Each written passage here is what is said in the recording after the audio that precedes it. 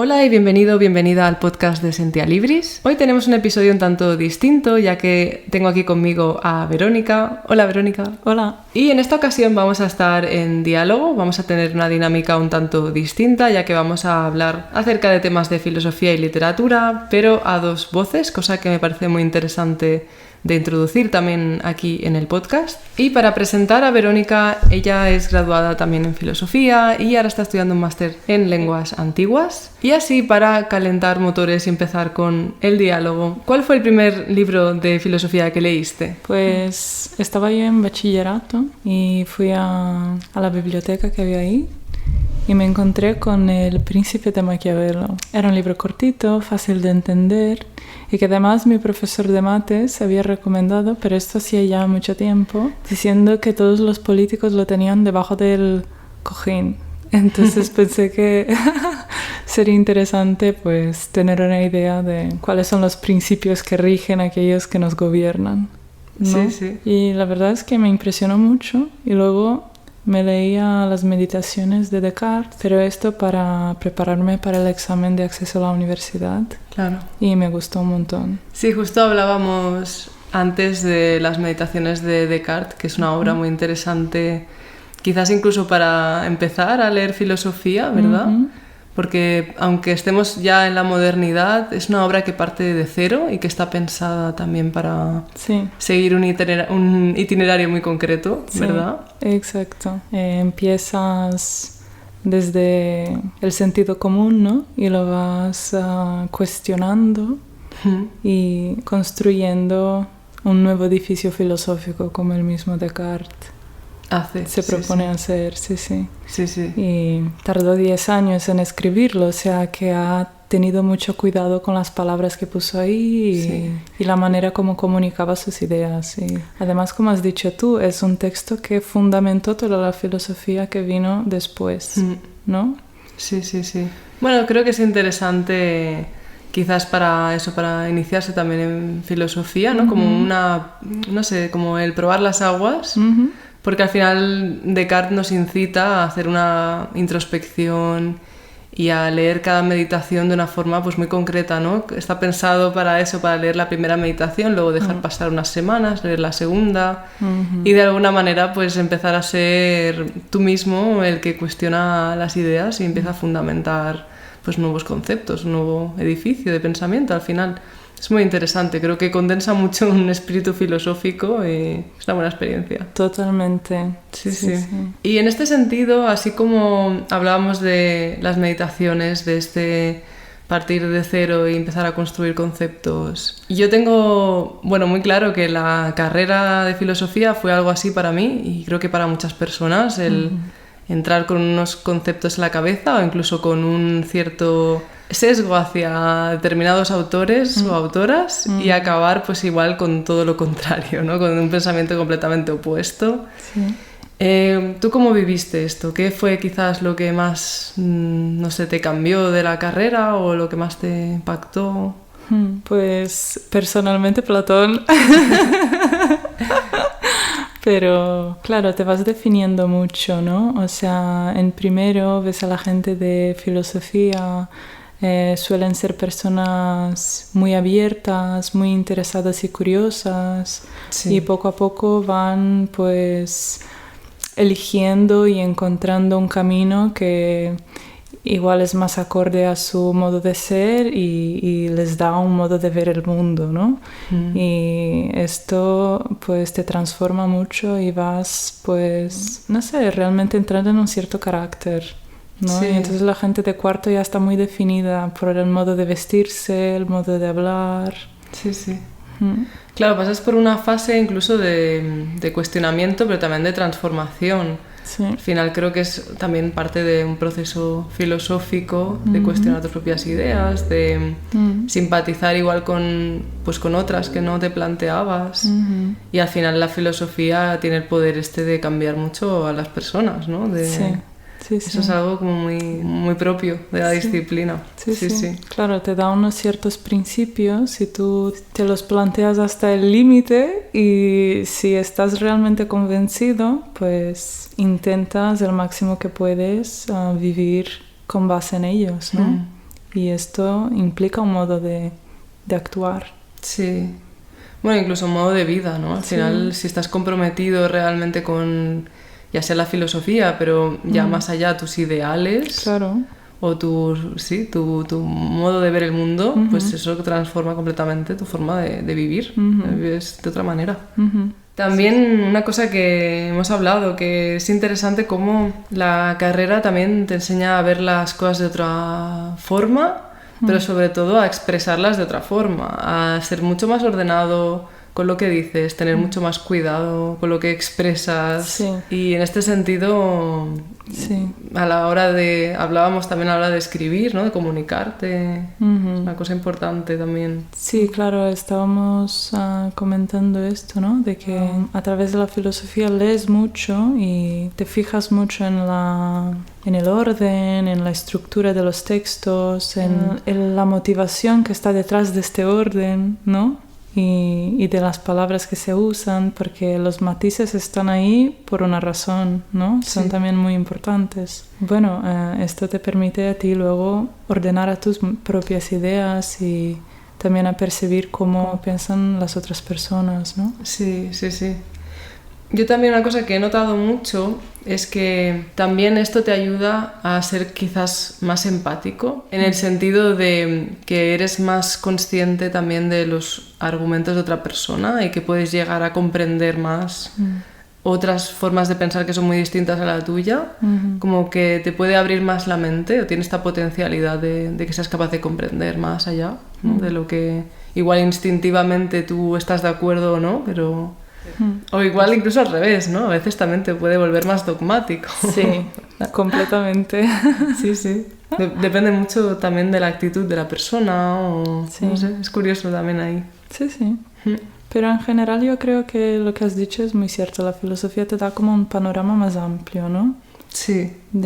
Sí, esto es verdad. Te amplía mucho la visión. Y te da perspectiva de las ideas que ha tenido la historia de la humanidad. Un poco también te hace ver que no eres el centro del mundo. No, esto es importante. Sí, esto es muy importante. Y que quizás pues tus ideas no son tan revolucionarias o que ya hay pues mucha gente que las ha trabajado. Y al revés también, ¿no? Te da también inspiración para tener... Eso, pues igual más ideas tú, más reflexiones, más... Y en este sentido, sobre todo hoy en día que se habla tanto de que la filosofía pues parece un poco una disciplina quizás incluso muerta o relegada o inútil. ¿Tú cuál crees que es el papel de la filosofía hoy en día o el lugar que tiene? O incluso que debería tener. Ya. No sé qué es más amplio, la filosofía o la pregunta. Yo creo que la filosofía seguirá estando ahí de manera un poco independiente casi de las personas que en un momento u otro se dediquen a ella. ¿Sabes lo que quiero decir? Nosotros somos los que necesitamos la filosofía. La filosofía pues es un conjunto de ideas y principios que nos llaman y que nos hacen falta, pero no sé hasta qué punto es independiente o no de las personas de un momento determinado que las vive o no las vive. No sé si... Sí. Me explico, ¿sabes? Por ejemplo, Leibniz, Spinoza no eran filósofos de profesión, ¿no?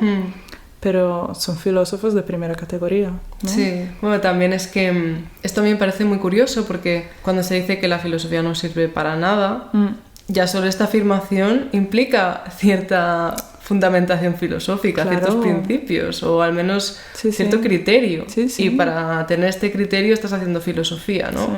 Entonces es como eso, lo que tú dices. No es tanto que la filosofía dependa de nosotros, sino que nosotros dependemos de ella. Va a estar ahí sí o sí, siempre y cuando queramos afirmar algo. Todo lo que se afirma va a tener siempre un fundamento filosófico detrás, ¿no? Sí. En este sentido es un poco paradójico también. Sí. Y claro, si es un fin, puede ser inútil en el sentido de que no tiene que llevarte a nada más. Ella en sí misma ya es lo que quieres alcanzar, ¿no? Sí. También esto A veces se pierde mucho de vista si algo te da trabajo, si algo te da dinero, pues es como que es útil, pero no se valora la utilidad en cuanto igual a otros aspectos, ¿no? Como es pues la mejora personal o incluso la parte más psicológica de salud mental. Sí. Pues esto también es una parte de la utilidad, ¿no? Quizás tenemos muy asociado lo útil con lo productivo, lo que te da cierta estabilidad financiera o cosas así. Sí, como manifestaciones externas, ¿no? Y la palabra útil pues tiene muchas variaciones. Connotación. Sí, completamente, muchas connotaciones, eso es. Y en este sentido, también, ¿cuál crees que sería la importancia de que la gente leyera filosofía o que la gente siga leyéndola incluso fuera de los estudios, la academia, la universidad? Pues esto, que te da una visión muy amplia de la realidad, ¿no? Y te puede ayudar a entender cómo piensan las otras personas, cómo funciona la realidad, los sistemas políticos, la psicología humana, y te ayuda también a conceptualizar las cosas que te pasan, a comprender pues esto que has dicho. Igual no eres el centro del mundo y no es fácil de tener esta perspectiva. A veces cosas que son muy obvias, pero como son tan obvias, en realidad no las ves. El papel de la filosofía es pues planteártelas y de repente se te abre un mundo, ¿no? Sí.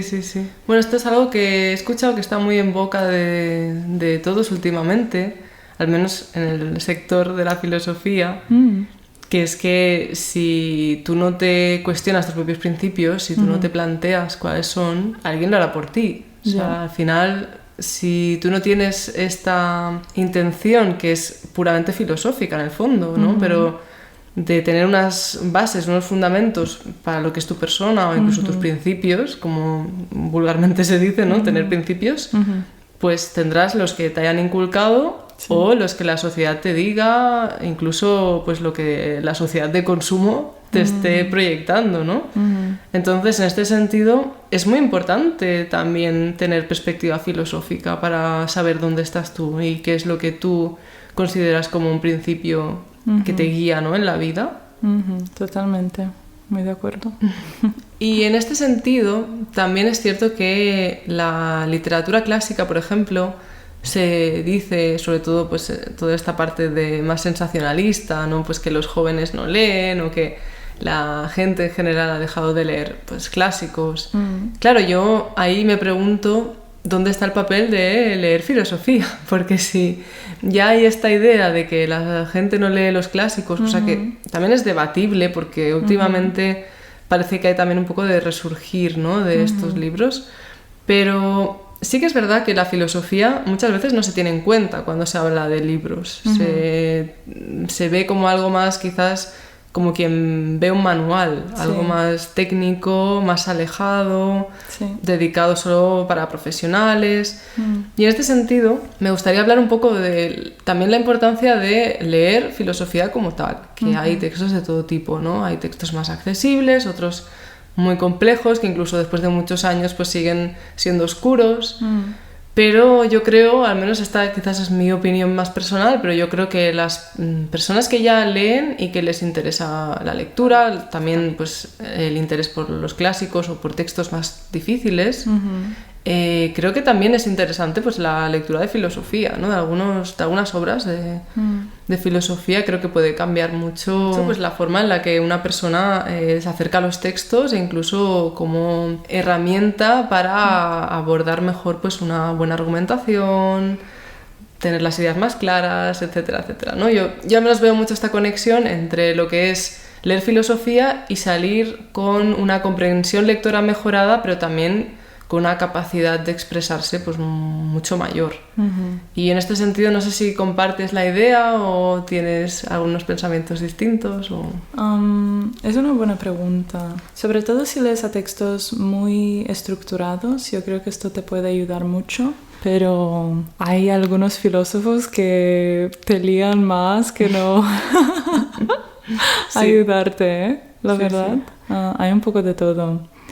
Sí que es verdad que hay esta visión de que la filosofía es como algún tipo de manual a través del cual te resuelven preguntas o, claro, es una parte muy importante del trabajo filosófico, ¿no? Buscar entender la realidad, plantearse y responderse preguntas muy concretas, pero sí que te ayuda a nivel general a cómo pensar y cómo leer, porque es una lectura difícil que luego, pues, cuando empiezas a leer una novela te parece, vamos, facilísimo. Sí, eso es verdad, sí.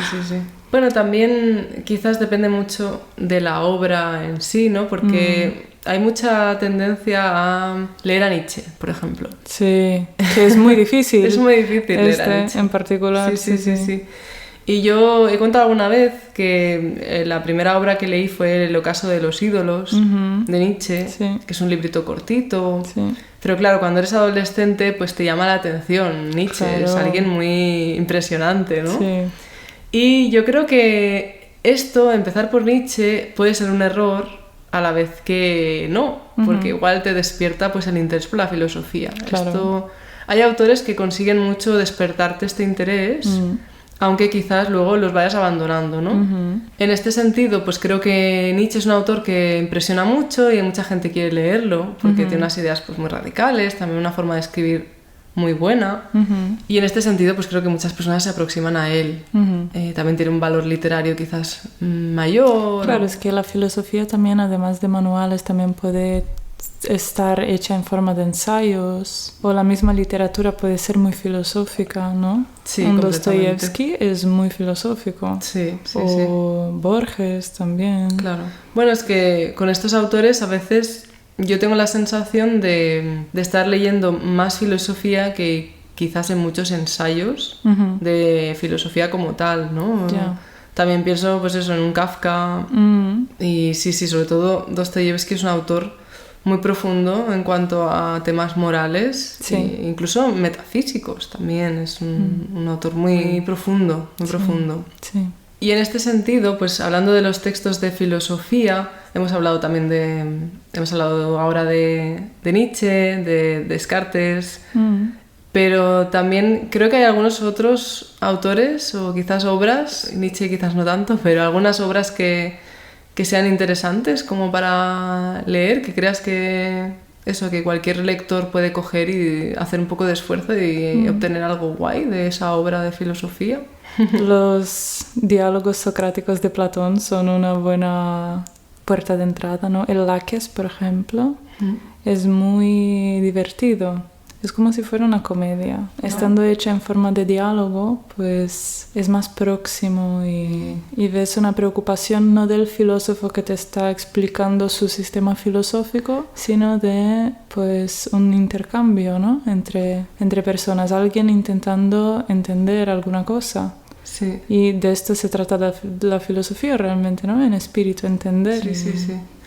Claro, Platón es una muy buena puerta de entrada, ya sea porque es pues el primer autor en escribir propiamente filosofía, ¿no? Como en inaugurar la disciplina, al menos el género literario, y además es porque es muy accesible, al menos algunos diálogos, otros no, pero es accesible la lectura quizás. Sí, sobre todo los diálogos socráticos, ¿no? O sea, ¿qué es el coraje? ¿Qué es la templanza? Sí. El eutífron, la piedad. La piedad. Y es muy divertido porque es como, ay, Sócrates, es que tengo que irme, ¿no? Te muestra pues un poco esta psicología, ¿no? Del personaje de cada uno de los dialogantes, no sé cómo decirlo. Sí, esto Platón lo refleja muy bien, la molestia del filósofo, ¿no? Es decir, de la molestia de aquel a que interrogan, ¿no? De cómo Sócrates molesta por hacer preguntas. Esto creo que se refleja bastante, al menos en algunos diálogos, en estos diálogos más socráticos, y quizás se ve más el Sócrates de la plaza molestando. Totalmente, ¿no? Sí. Es interesante también, sí. Claro, a nivel es literario. Entretenido, claro. Sí. Es una buena puerta de entrada y te plantea estas preguntas que, no sé, valen la pena plantearse, supongo. Sí.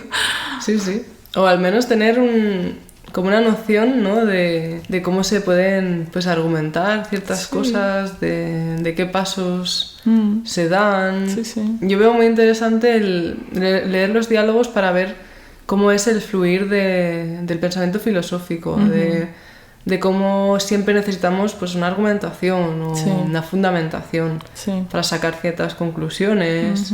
Y esto también es un poco de gimnasia mental, tener en cuenta pues qué pasos se dan, cómo se dan. Es interesante. Y hablando de la filosofía como texto, como hemos hablado de los diálogos, me viene mucho a la cabeza pues un tema que al menos en el canal de YouTube yo he tratado mucho, pero que me encantaría compartir aquí también contigo, que es el cómo dialogan la literatura y la filosofía, ¿no? Porque a veces es difícil establecer la distinción, incluso en Platón, a veces sus diálogos quizás pues rozan el género ya dramático.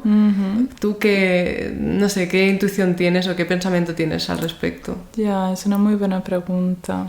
Pues en general la filosofía intenta plantearse principios generales, ¿no? Y la literatura pues va más a los casos concretos. Pero como ya diría Kant, ¿no? No hay intuición sin sensibilidad, ¿no? Ni sensibilidad sin intuición.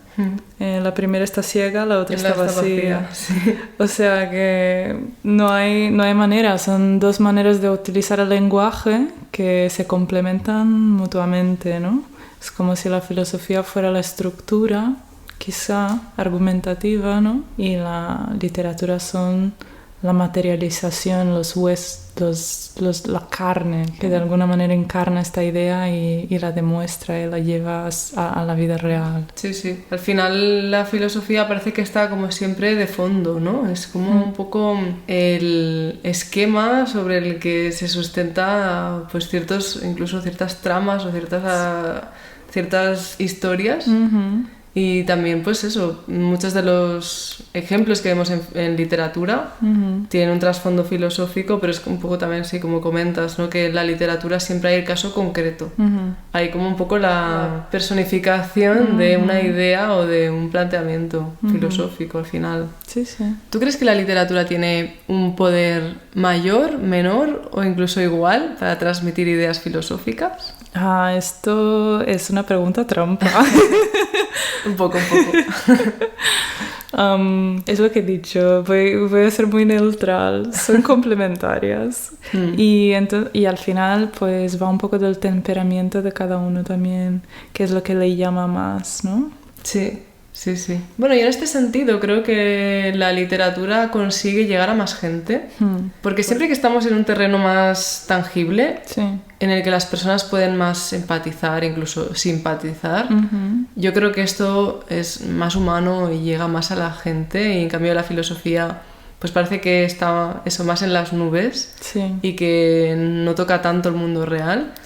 Y yo creo que en este sentido, como vehículo, la literatura sí que tiene incluso más capacidad que la filosofía para transmitir ideas, al menos a más gente, ¿no? Teniendo en cuenta esta variable, pero claro, sí que es verdad que el texto argumentativo tiene una serie de cualidades, ¿no? Que pierde o que perdemos con la literatura. Como tú decías, yo también creo, abogo por la compatibilidad de estas disciplinas, que quizás en filosofía se debería tratar más literatura, incluso en literatura tratar más filosofía, o que quizás no son disciplinas tan separadas. Claro, es que la filosofía es la madre de todas las ciencias, ¿no? De alguna manera.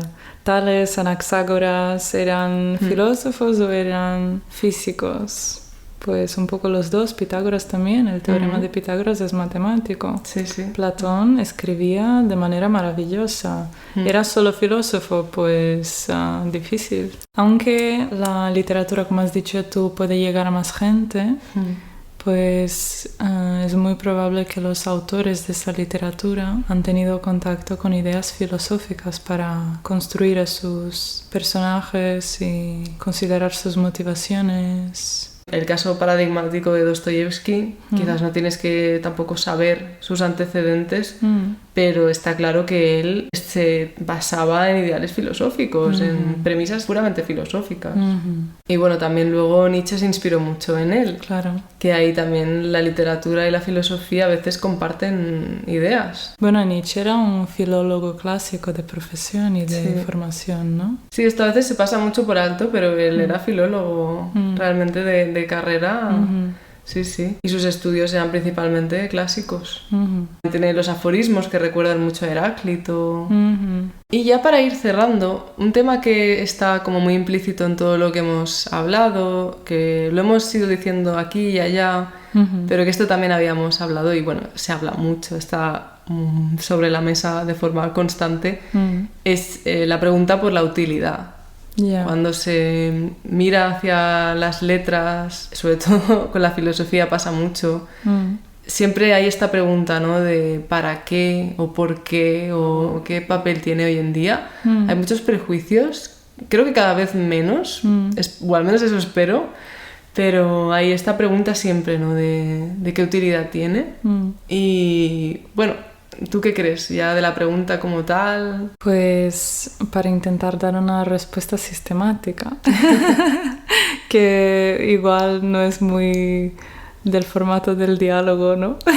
Bueno, pero está bien, está bien. Sí, yo creo que te da perspectiva, por un lado, en cuestión de utilidad, ¿no? Y te puede ayudar a la hora de conceptualizar tus problemas o lo que te pasa y distanciarte un poco a través de esta conceptualización para poder tomar decisiones más acertadas y hacer menos daño a ti mismo y consecuentemente a los demás, ¿no? Te ayuda a refinar tu pensamiento, a comprender qué es lo que está a tu alrededor y esto al final te da muchas herramientas para vivir mejor.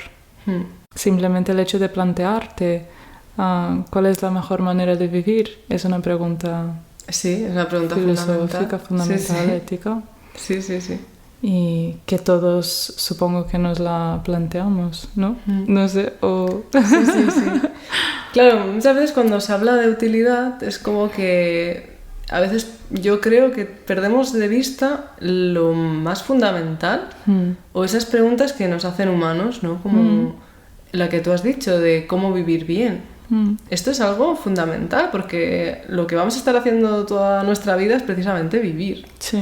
Y preguntarse el cómo hacer esto bien, creo que es algo, pues eso, de que está al principio de todo. Y esta es una pregunta profundamente filosófica y ética, pero vamos, o sea, tienes que desplegar todo un pensamiento para darle respuesta. Y prácticamente todos los autores parece que han tratado de responderla, ¿no? Sí, en este sentido, leer filosofía yo creo que también contribuye mucho a que puedas dar respuesta a estas preguntas que nadie te puede responder, porque incluso, vamos, llevamos toda la humanidad tratando de responderlas y no hay una pregunta única, o al menos en la que esté mucha gente de acuerdo. Cada autor viene con la suya y que yo creo que a nivel individual el hacer este ejercicio de ir a los autores y ver qué se ha dicho, ¿no? Pues que tú busques por tu cuenta hace que elabores tu propia respuesta. Y la filosofía te ayuda mucho a esto, ¿no? Algo que quizás ahora se relega más a la psicología, pero no sé, al final es una pregunta filosófica. Sí, completamente. Y es esto, una pregunta filosófica que también no descarta estas otras ramas del pensamiento, sino que estas han derivado de la filosofía y de alguna manera siempre retornan a ella cuando se hacen estas preguntas de un grado muy alto de abstracción. Claro, también ya no solo el cómo vivir, sino incluso las inquietudes, ¿no? De dónde vengo, hacia dónde voy. Claro. Esto es la típica pregunta que se hace a un niño, ¿no? La pregunta por la muerte, ¿por qué es la muerte? O ¿qué es el nacer?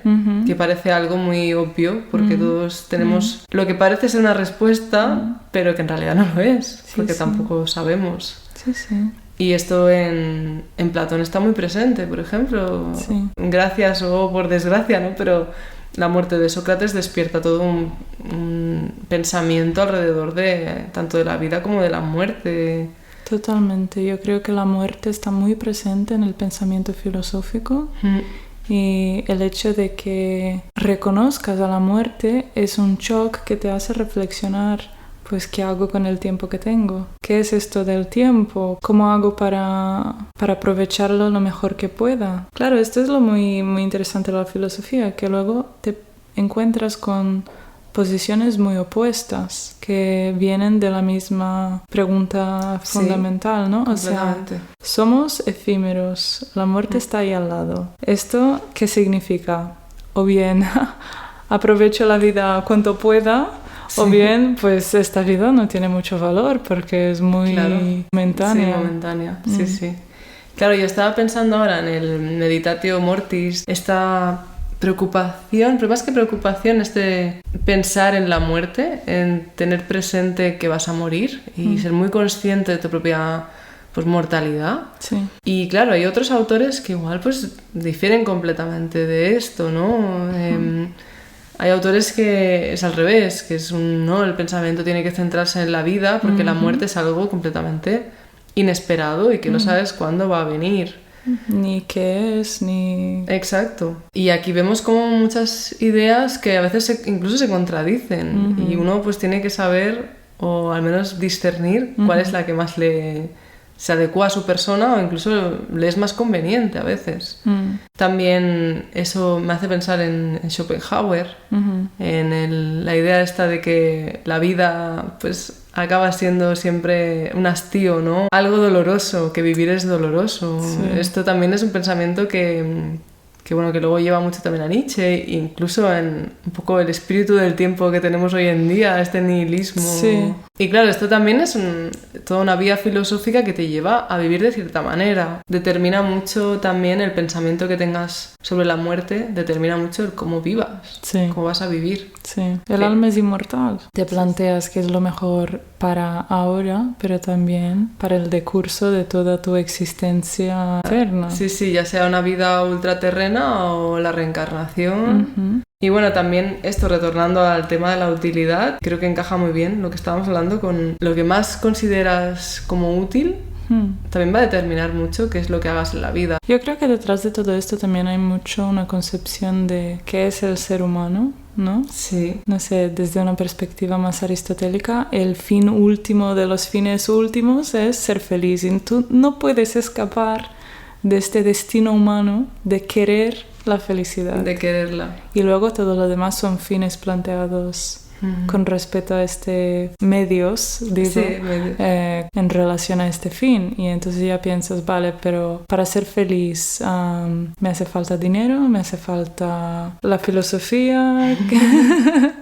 Pero con relación al dinero, por ejemplo, el dinero pues es un útil para satisfacer a las necesidades y a los placeres terrenos, ¿no? Bueno, es una herramienta, al final. Es una herramienta, para que sea una herramienta. Sí, de herramienta de cambio al final. Sí. Bueno, esto que al final es la pregunta por el ser humano, ¿no? Una pregunta muy antropológica también. Me hacía pensar también en Kant, que la pregunta final en la que se engloban todas las preguntas acaba siendo qué es el hombre, ¿no? Sí. Porque se plantea lo de qué puedo saber, qué puedo hacer y qué puedo esperar. Y esto culmina en qué es el hombre, ¿no? Es como... Me ha hecho gracia porque hemos hecho un poco el mismo proceso de pensamiento, ¿no? De empezar a analizar y llegar a... Bueno, igual tenemos que plantearnos qué es el ser humano, cuál es su fin o... Completamente. Sí. Y ya para ir acabando, me gustaría que nos recomendaras algunas obras que tú consideres interesantes para comenzar en filosofía. Nos has dicho también lo de los diálogos socráticos de Platón. Hemos hablado también de las meditaciones de Descartes, creo que este también era una. Bueno, quien quiera aventurarse con Maquiavelo. Sí, también es una lectura corta y asequible. Lo que pasa es que, claro, es asequible cuando lo lees, pero realmente lo entiendes cuando entiendes pues cuál es la teoría que estaba planteada anteriormente, cuál es la innovación que propone y qué significa todo esto para la política en general, ¿no? Pero es un texto interesante. Sí, de hecho el príncipe es muy interesante a la vez que muy mal interpretado. Muy ¿no? mal interpretado. Sí, sí. Y ya cerrando completamente, un libro. ¿Qué libro recomendarías de estos que dices, creo que se lo tiene que leer todo el mundo, que es un libro de estos que a cualquier persona le puede gustar? Ya, yo es que conozco mucho la tradición más del portugués, ¿no? Y he estado pensando en un libro que podría ser muy bonito para cualquiera. Un libro que me tocó mucho y me transformó mucho, de Jorge Amado, Capitanes de la Arena. Supongo que se llama. Qué guay, porque precisamente es una obra que no es tan conocida, ¿no? No. Tocaia Grande, por ejemplo, yo creo que sería su obra maestra, ¿no? Pero esta me la leí cuando era joven y me tocó mucho, yo creo que vale la pena. Sí. Bueno, Verónica, pues muchas gracias por participar aquí en el diálogo. Ha sido un placer, la verdad, me ha gustado mucho. Espero que a vosotros, los que estáis al otro lado, también os haya gustado, os haya traído algún tipo de reflexión o simplemente pues os haya entretenido. Y nada, muchas gracias por llegar hasta el final y como siempre nos vemos en la próxima. Chao.